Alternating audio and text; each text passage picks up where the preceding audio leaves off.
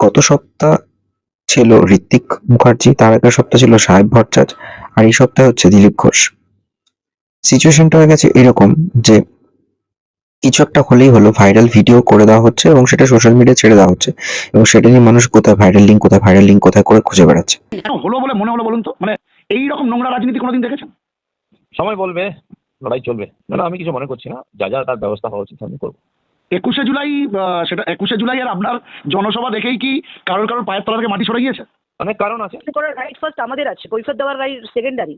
Primary আমাদের প্রশ্ন হচ্ছে কাদের পলিটিক্যাল রিভেঞ্জ নেওয়ার লেভেলটা এত নিচে অব্দি নেমে গেছে যে একটা মানুষকে যখন কোনোভাবে কাউন্টার করতে পারছে না, পলিটিক্যালি যখন তার জনপ্রিয়তাকে নষ্ট করতে পারছে না, এই সে টিএমসিতে চলে যাবে। এই যে বলে মানুষকে পাবলিকে কনফিউজ করে দিল এতদিন ধরে, সেটা কি প্রমাণ হলো আদেও? আমাকে কত কে বলছে, আবার কেউ বলছে আমাকে কোন পন্থী আমাকে ওনার সঙ্গে বিয়ে করার জন্য পাঠিয়েছে, কেউ বলছে আমাকে টিএমসি থেকে। আজকে একটা ভিডিও নিয়ে চলে এসেছি বং স্টোরিজে।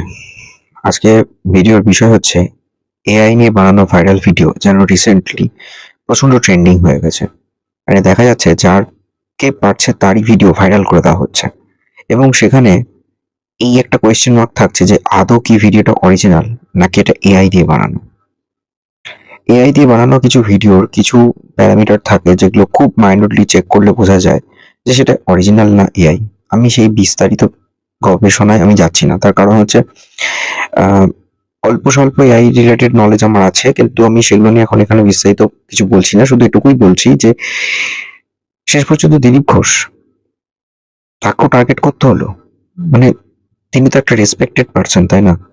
দিলীপ ঘোষ বলা চলে যে আজকে পশ্চিমবঙ্গের রাজনীতিতে বা পশ্চিমবঙ্গে বিজেপির যে শক্ত জমিটা তৈরি হয়েছে সেটা কিছুটা দিলীপ ঘোষের উপর বেস করেই।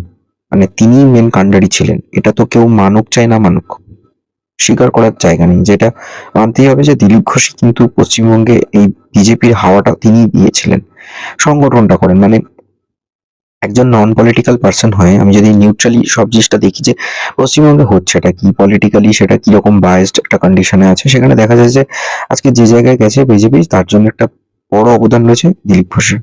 তারপর যাই হোক, এমপি থেকে সরে যাওয়া, ভোটে হেরে যাওয়া, সেগুলো তো হয়েছে। It's a part of A life, it's a part of a journey of carrier, whatever, সেটা পলিটিক্যালি হোক, যে কোনো ডোমেনে পার্সন যে যেরকমই কাজ করুক না, তার আপস এন্ড ডাউন থাকে। 2025-এর খুব যদি ভুল না হয় 18ই এপ্রিল বা এরকম কিছু একটা ডেট ছিল, 25 এপ্রিল মেবি, এপ্রিল মাসে দিলীপ বাবু বিয়ে করেছিলেন 61-এ। এসে তার মনে হয়েছিল তাকে বিয়ে করতে হবে, তার মায়ের জন্য বিয়ে করা। সেই সময় দিলীপ ঘোষকে নিয়ে প্রচন্ড পরিমাণে কন্ট্রোভার্সি তৈরি হয়েছিল যে 61 বছরে বিয়ে করছে। রিঙ্কু মজুমদার, যার আগে একটা বিয়ে ছিল,